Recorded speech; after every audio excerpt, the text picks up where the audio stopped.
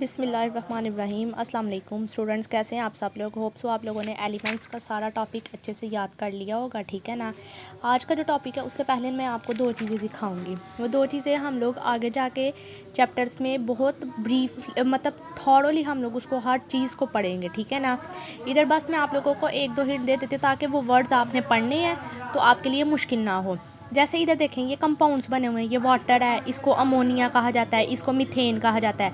आपको मज़े की बात बताऊँ, ये जो फार्मूला है ना आपके घर में जो सुई गैस आती है ना, जो चुल्लू में हम लोग यूज़ करते हैं, ये उसका फार्मूला CH4 लिखा जाता है, ठीक है ना। इसको हम लोग लिखने को इस तरह भी लिख सकते हैं।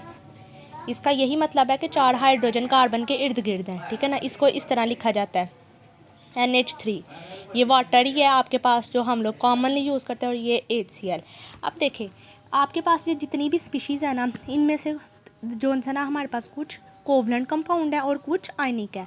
आयनिक कौन से होते हैं? आयनिक्स, आयन नाम से ही वो जो है ना पता चलता है आयन, ठीक है ना। ये आप लोगों ने पहले चीज़ पढ़ चुकी है, लेकिन फिर हम लोग डिस्कस करते हैं, ठीक है ना।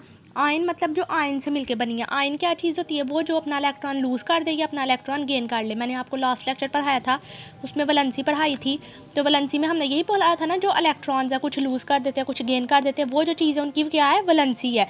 जो कितने लूज़ करते हैं कितने गेन करते हैं। जब लूज़ और गेन करते हैं उनके ऊपर पॉजिटिव या नेगेटिव चार्जेस आ जाते हैं। जो गेन करते हैं उनके ऊपर नेगेटिव, जो लूज़ करते हैं उनके ऊपर पॉजिटिव। जैसे ये जो कंपाउंड है ना, ये आपके पास आयनिक कंपाउंड है। वो कैसे कि हाइड्रोजन अपना इलेक्ट्रॉन लूज़ करता है और ये गेन कर लेता है, और ये आयनिक कंपाउंड है। ये आपके पास क्या है? आपके पास ये भी आयनिक कंपाउंड है। लेकिन ये जो कंपाउंड है आपके पास, ये आपके पास कोवलेंट कंपाउंड्स है। कौन से कंपाउंड है? कोवलेंट कंपाउंड है। मतलब कि इधर जो है ना, देखें अब हाइड्रोजन है, हाइड्रोजन के पास है ही एक इलेक्ट्रॉन, ना वो गेन कर सकता है ना वो लूज़ कर सकता है, ठीक है ना। वो गेन किस लिए नहीं कर सकता? कि उसके पास इतनी एबिलिटी नहीं है। एक ही इलेक्ट्रॉन है, मतलब उसका जो न्यूक्लियस चार्ज है वो भी बहुत बहुत कम होगा, ठीक है ना। चार्ज तो उसके ऊपर होगा नहीं, तो फिर उसके लिए क्या काम होता है कि कार्बन भी ना चाहता है कि वो अपने गेन करे ना लूज़। आपस में म्यूचुअल शेयरिंग ये कर लेते हैं, ठीक है ना। ये क्या कर लेते हैं? आपस में म्यूचुअल शेयरिंग कर लेते हैं। ये चीज़ आपके पास कोवलेंट कंपाउंड हो जाती है। ये आगे हम लोग बहुत अच्छे से पढ़ेंगे, बस आपको थोड़ा बहुत ये ब्रीफ करना था।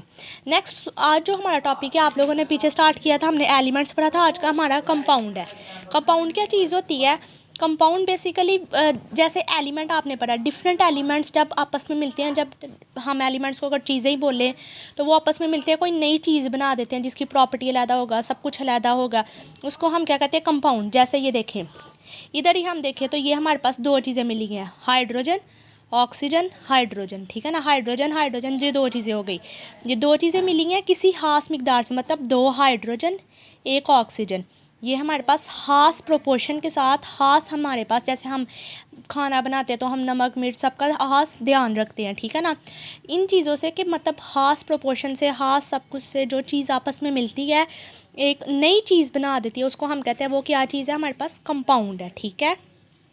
कोई सी भी 2 या 2 से ज़्यादा भी चीज़ें हो सकती है, ठीक है ना, वो आपस में मिलें और कोई ऐसी नई चीज़ बना दे जिसकी प्रॉपर्टीज़ पिछली चीज़ से बिल्कुल मुख्तलिफ हो। जैसे हाइड्रोजन है, आम आपके पास गैस है, ऑक्सीजन आम आपके पास गैस है, लेकिन जब ये आपस में मिल जाता है, खास प्रोपोर्शन क्या कि हाइड्रोजन के 2 ऑक्सीजन का 1, ठीक है ना। इसकी रेशो क्या होती है? 2:1। ये आपस में मिल गया तो आपके पास क्या चीज़ आ गई? आपके पास वाटर आ गया, जो कि वाटर एक लिक्विड है। इसकी टोटली देखें, गैस से लिक्विड आ गया तो प्रॉपर्टी चेंज हो गई ना।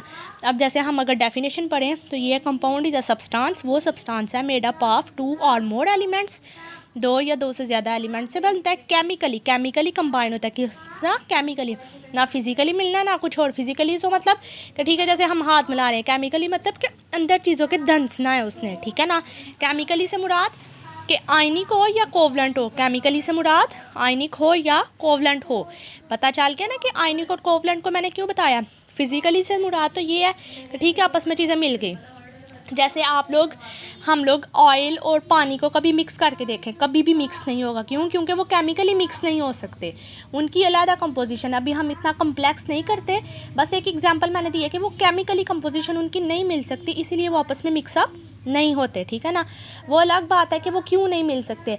अगर अभी मैं आपको बताऊं तो वो भी आपके लिए कोई बुरा नहीं है, बस आप लोगों ने डाइजेस्ट करना है। वो क्यों नहीं मिल सकते कि वाटर आपके पास आयनिक है और आपके पास जो ऑयल है वो कोवलेंट है। दूसरी ये चीज़ आपने पहले पेज पे पढ़ी है, आपके पास ऑयल ऑर्गेनिक कंपाउंड है और वाटर क्या है, इनऑर्गेनिक कंपाउंड है, इस वजह से भी नहीं वो आपस में डिज़ोल्व होते, ठीक है ना।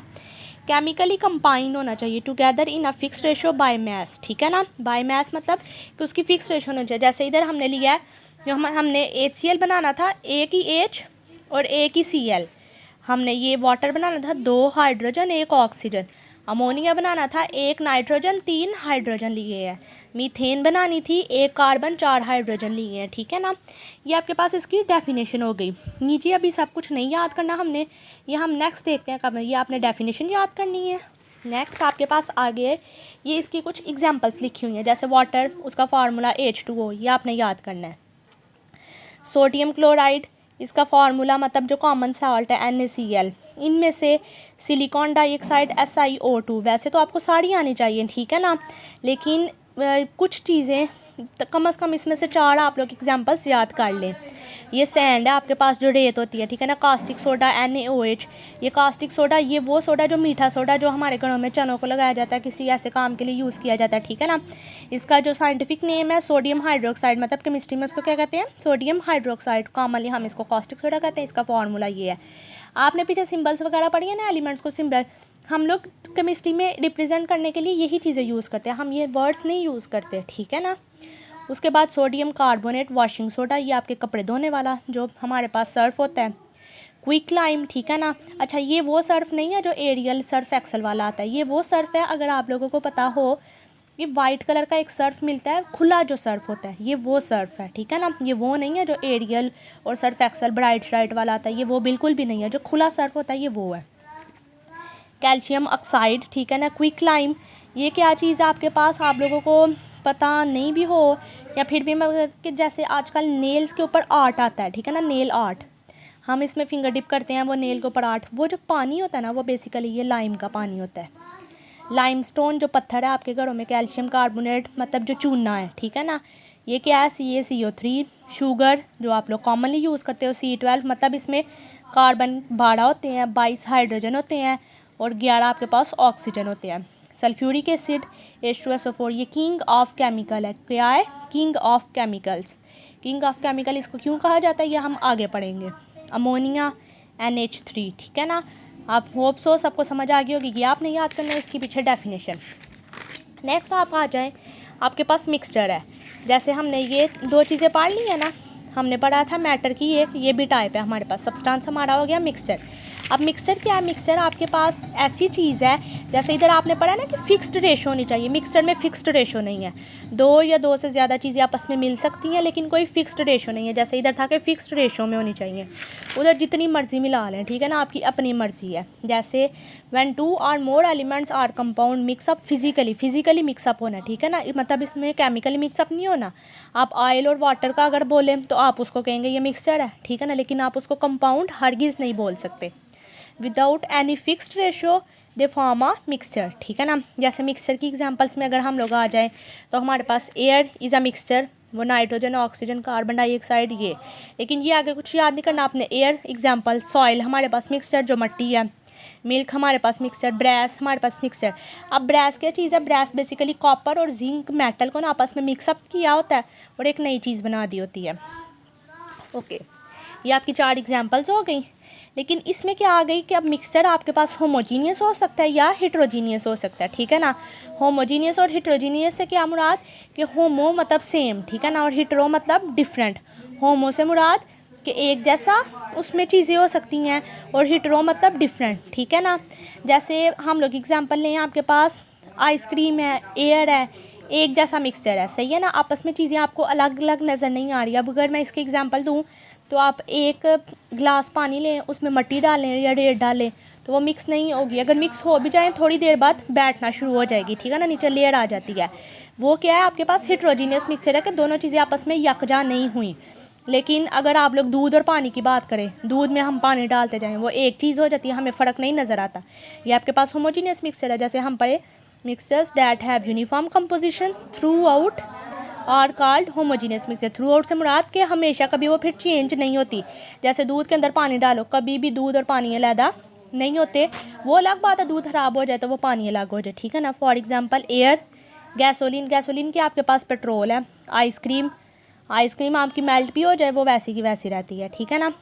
Heterogeneous mixture are those mixtures in which composition is not uniform. Uniform नहीं है, यूनिफॉर्म का मतलब ये वो नहीं जो आपके स्कूल यूनिफॉर्म होते हैं, मतलब एक जैसी through out. For example soil, rocks and would, ठीक है ना। मट्टी है, मट्टी में भी डिफरेंट चीज़ें होती हैं, ठीक है ना। आपके पास रॉक है, पत्थर में भी डिफरेंट चीज़ें होती हैं। वुड है, लकड़ी है, कहीं से कुछ कैसी होती है, कहीं से कैसी होती है, कहीं से उसकी लाइन इधर जाती है, कहीं से उधर जाती है। होमोजीनियस मिक्सचर नहीं होती। होप सो सबको समझ आ गई होगी।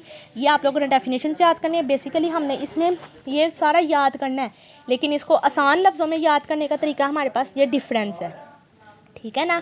हम लोग इसको डिस्कस करेंगे कल। हम लोग इंशाल्लाह ये करेंगे, और ये हमारा लॉन्ग क्वेश्चन भी है, बहुत इंपॉर्टेंट लॉन्ग क्वेश्चन है, सही है।